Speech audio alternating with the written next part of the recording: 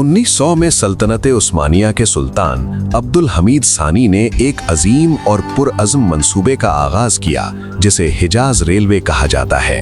ये रेलवे दमिश्क से अरब के मुक़द्दस शहरों की तरफ फैलती हुई आगे बढ़ रही थी।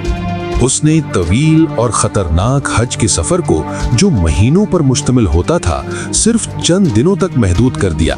ये मंसूबा ज़्यादातर दुनिया भर के मुसलमानों के एहतियात से मुकम्मल हुआ, और ये सिर्फ एक रेलवे लाइन नहीं थी, बल्कि उम्मत मुस्लिमा के इत्तेहाद की एक रोशन अलामत थी।